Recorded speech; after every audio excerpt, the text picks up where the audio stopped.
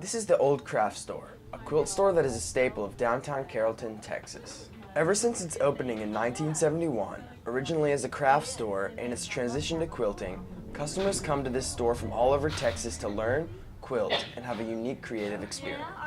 It's always been here. The store has been here for like 30 years or so.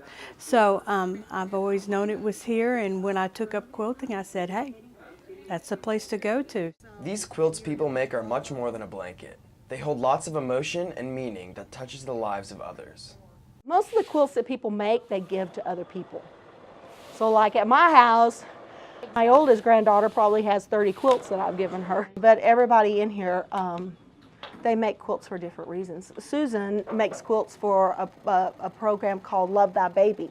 They donate quilts to kids in the hospital who are ill. And I work through the guild to give quilts to kids who are homeless or displaced for whatever reason. It's not just about your grandma's quilts and stuff. These are people who are very creative and they're very talented and they care about the things that they do. And when they put together a quilt, it's done with love and something that they really want to last forever. For reporter Dalton Reck, I'm Lawder DeSantis, reporting for the Gloria Shields Workshop.